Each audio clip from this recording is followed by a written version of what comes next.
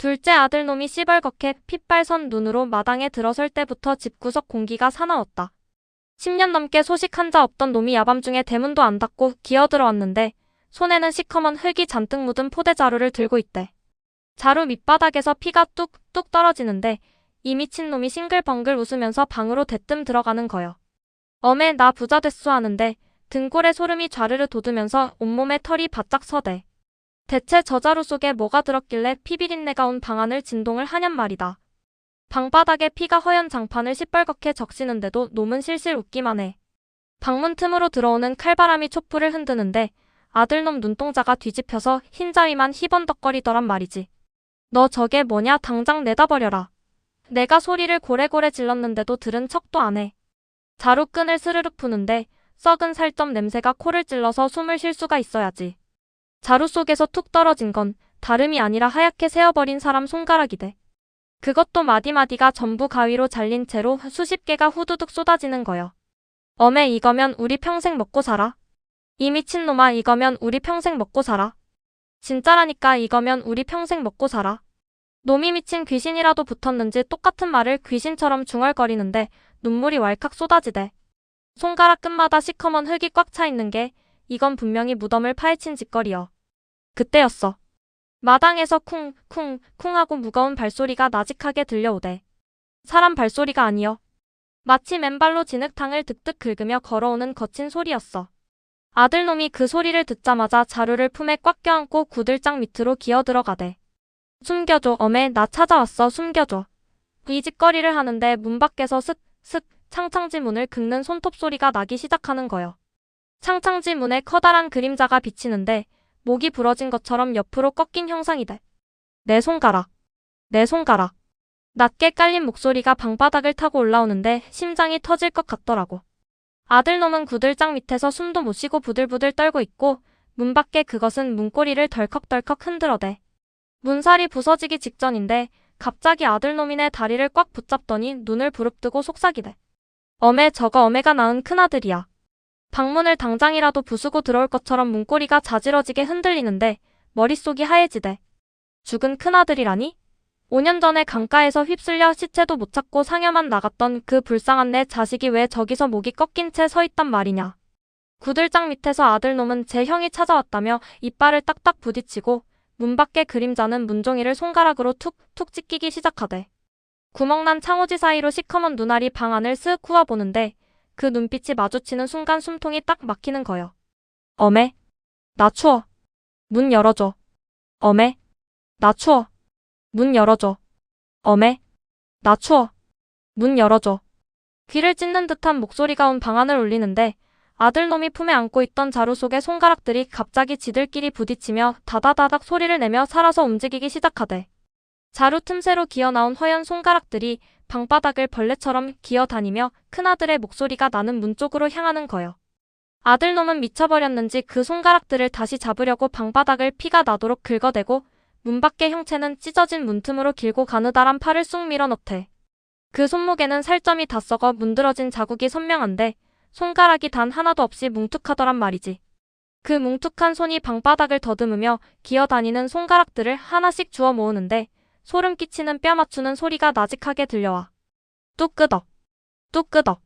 손가락이 제자리를 찾을 때마다 문 밖의 그림자가 점점 더 거대해지고 방 안의 촛불은 당장이라도 꺼질 듯 파르르 떨려대. 안 돼, 저거 다 모으면 우리 다 죽어. 구들장 밑에서 둘째 놈이 비명을 지르며 튀어나와 낫을 치켜들고 큰아들의 손목을 내려찍으려 달려들었어. 바로 그 순간 다 맞춰진 손가락이 둘째 놈의 목덜미를 번개처럼 콱 움켜쥐대. 그리고는 문짝이 통째로 뜯겨나가며 어둠 속에서 진짜 그것의 얼굴이 방 안으로 들이닥치는데 문짝이 날아가면서 방 안으로 몰아친 귀신바람에 촛불이 픽 꺼져버렸다. 칠흑 같은 어둠 속에서 뼈가 으스러지는 소리와 함께 둘째 놈의 숨막힌 비명이 방 안을 뒤흔드대. 뭉툭했던 손에 손가락이 다 들어맞은 큰아들 놈의 형상이 둘째 놈의 목덜미를 움켜쥔 채 마당 한가운데로 질질 끌고 나가는 거요. 어메, 나 좀 살려줘. 어메. 그 둘째 놈이 마당 자갈밭을 손톱이 뒤집어지도록 긁으며 울부짖는데 몸이 허공으로 붕 떠오르더란 말이지. 달빛 아래 드러난 큰아들의 얼굴은 사람이 아니여. 물에 불어 터진 살점이 덜렁거리고 목은 완전히 꺾여서 등에 턱이 닿아 있는데 눈구멍에선 피눈물이 줄줄 흐르고 있대. 니놈이 내 무덤을 파? 니놈이 내 무덤을 파? 니놈이 내 무덤을 파? 목이 꺾인 채로 귀신 같은 목소리를 쏟아내는데 그 서슬서린 원한에 사지가 벌벌 떨려 텐마루에서 옴짝달싹도 못하겠더라고. 큰아들은 제 손가락을 다 잘라간 둘째 놈의 가슴팍을 남은 한 손으로 사정없이 파헤치기 시작했어. 억소리도 못 내고 둘째 놈의 눈 뒤집히는 모습이 달빛에 퍼렇게 비치는데 피비린내가 마당 가득 진동을 하대. 내가 미친 자식 새끼들이라도 살려보겠다고 부엌으로 뛰어가 도끼를 찾아 들고 나왔을 땐 이미 상황이 돌이킬 수 없이 틀어져 버렸어. 둘째 놈의 상체가 가위로 오려낸 것처럼 처참하게 찢겨나가 있었단 말이다. 그 시뻘건 피를 제 몸에 들이부은 큰아들 놈이 천천히 고개를 돌려 나를 바라보대. 뒤집힌 목 가죽이 슥 늘어나며 뼈 맞추는 소리가 나는데 그 눈빛이 다음은 엄의 차례여라고 말하는 것 같았어. 도끼를 쥔 손이 달달 떨리는데 놈이 한 걸음 텐마루를 향해 걸어오기 시작하대. 발걸음을 옮길 때마다 놈의 발자국에서 시커먼 강물 냄새와 함께 썩은 흙탕물이 출렁출렁 뿜어져 나와. 도망쳐야 한다 생각하는데 발이 땅바닥에 붙은 것처럼 떨어지질 않아. 놈이 텐마루를 딛는 순간 내 코앞까지 물에 부른 썩은 상판대기를 들이밀대. 썩은 살점 사이로 이빨을 드러내며 씩 웃는데 숨결에서 강바닥 썩는 냄새가 훅 끼쳐왔어. 놈이 길어진 손가락으로 내 목덜미를 스르륵 쓰다듬더니 갑자기 내 손에 쥐어진 도끼자루를 뺏어들대. 그리고는지 동생의 찢어진 가슴팍을 가리키며 나직하게 속삭이는 거여. 어메 얘 심장은 어메가 먹어. 그래야 내가 살지. 어메 얘 심장은 어메가 먹어. 그래야 내가 살지.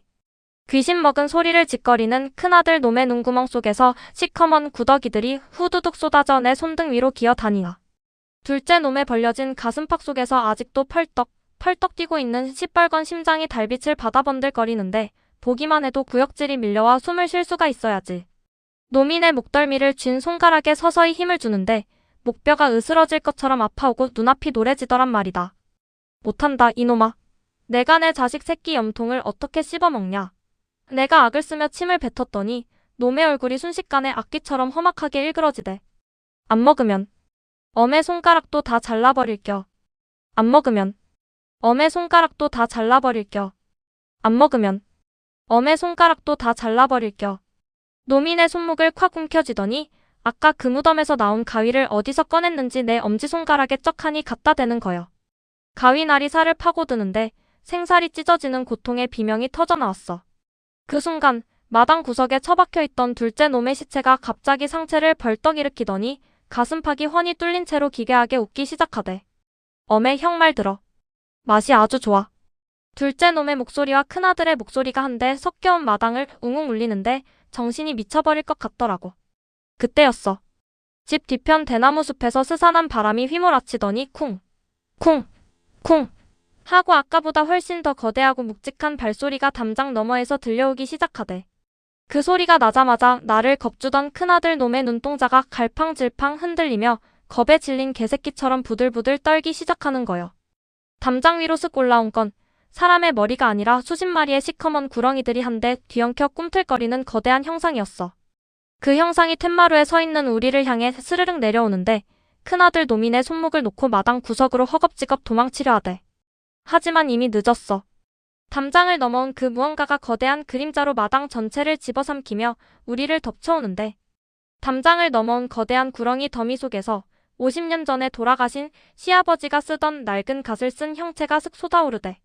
사람 형상을 한 그 시커먼 안개 속에서 수천 마리의 구렁이 눈깔이 번뜩이는데 마당의 핏물이 그 지독한 기운에 시커멓게 얼어붙는 거여. 큰아들 놈도 상체를 세우고 웃던 둘째 놈도 그 형체를 보더니 사지가 굳어버린 듯 비명 한마디 못 지르고 바들바들 떨기만 해. 내 집구석에서 무슨 망측한 짓거리냐 하는 불호령이 머릿속을 쾅쾅 때리는데 고막이 터져나갈 것 같더란 말이지. 이놈들을 당장 쓸어버려라. 이놈들을 당장 쓸어버려라. 이놈들을 당장 쓸어버려라. 땅바닥을 기어다니던 구렁이 수백 마리가 순식간에 두 놈의 다리를 감고 올라가더니 살점을 사정없이 뜯어먹기 시작하대. 큰아들의 물에 불은 살점이 툭툭 떨어져 나가고 둘째 놈의 뼈가 뚝뚝 부러지는데 그 비명 소리가 온 동네를 핏빛으로 물들여. 놈들이 살려달라고 나를 향해 손을 뻗었지만 구렁이 떼가 두 놈을 통째로 휘감고 대나무 숲 너머 어둠 속으로 질질 끌고 가버렸어. 순식간에 마당에는 썩은 물비린내와 핏자국만 덩그러니 남고 사방이 쥐죽은 듯 조용해지대. 정신을 차려보니 날이 서서히 밝아오는데 내 손에는 도끼 대신 시커먼 흙이 잔뜩 묻은 포대자루가 들려있더란 말이지. 자루 속을 열어보니 자려나간 손가락 수십 개가 아니라 내가 낳은 두 아들의 이름이 적힌 하얀 신주단지 2개가 깨진 채 들어있대. 그럼 내가 밤새도록 본 그 미친 자식놈들은 대체 무엇이었으며 대나무 숲으로 끌고 간 그 거대한 구렁이 형상은 또 뭐란 말이냐. 멍하니 마당을 바라보는데 저 멀리 대문 밖에서 10년 전에 죽은 줄 알았던 둘째 아들놈의 목소리가 낮게 들려오기 시작하대. 어메 나 부자 됐소. 문 열어주시오. 어메 나 부자 됐소. 문 열어주시오. 안개 속에서 들려오는 둘째 놈의 목소리에 심장이 쿵 하고 바닥으로 떨어지대. 분명히 어젯밤 그 난리통의 구렁이 더미에 쓸려 대나무 숲으로 끌려간 놈인데 왜 지금 대문 밖에서 멀쩡하게 소리를 지르고 있냔 말이다. 문고리를 잡은 손이 덜덜 떨리는데 대문 틈새로 살며시 내다보니 저 멀리 안개 자욱한 고갯길에서 누군가 터덜터덜 걸어오고 있더라고. 다리를 절뚝거리며 오는데 등 뒤에 커다란 가마니를 짊어지고 있는 게 영락없는 내 둘째 아들놈 채구여. 반가움보다 소름이 먼저 쫙 돋아서 문을 걸어 잠그려는데 놈이 순식간에 축지법이라도 쓴 것처럼 대문 앞까지 쑥 들이닥치대. 대문 나무 판자를 사이에 두고 놈의 거친 숨소리가 쌕쌕 하고 들려오는데 그 숨결에서 어젯밤 큰아들 놈에게서 나던 그 지독한 강바닥 썩은 비린내가 또다시 코를 찔러왔어. 어메 왜 문 안 열어줘? 나 둘째여 어메 아들 왔다고. 놈이 대문을 주먹으로 쾅 부서져라 두들기는데 문짝이 들썩거릴 때마다 먼지가 후두둑 떨어지대. 너네 아들 아니다 당장 물러가라. 너네 아들 아니다 당장 물러가라. 너네 아들 아니다 당장 물러가라. 내가 악을 쓰며 문발을 꼭 쥐자 대문 두들기던 소리가 뚝 끊기더니 사방이 귀신같이 조용해졌어. 그러더니 대문 밑바닥 틈새로 시커먼 진흙탕물이 스르륵 흘러들어오기 시작하대. 그 진흙물 속에서 하얗게 변한 손가락 수십 개가 다시 물고기 떼처럼 꿈틀거리며 기어 들어오는데 어젯밤 깨진 신주단지에서 나온 그 흙냄새가 온 마당을 다시 뒤덮는 거여. 놈은 문 밖에서 갈라진 목소리로 실실 웃으며 어메 이미 늦었소. 형님이 벌써 방 안에 들어가 계신데 뭘 그리 문을 잠그고 있소? 하고 속삭이더란 말이지. 그 말에 자지러지게 놀라 뒤를 돌아보니 아까 내가 열어두었던 안방 문틈으로 물에 불어 터진 커다란 발 2개가 대롱대롱 매달려 있는 게 보였어. 천장에 목을 맨 형상으로 큰아들 놈이 거꾸로 매달려 나를 향해 대가리를 획 돌리는데 꺾인 목뼈가 우두둑 부러지며 눈이 마주쳤대. 입을 귀밑까지 찢으며 웃는 큰아들의 입 밖으로 시커먼 구렁이 혀가 낼름거리며 튀어나오고 대문은 쾅하고 박살이 나며 둘째 놈이 마당으로 들이닥치는데 이 집 구석 전체가 이미 무덤 속이었던 거여.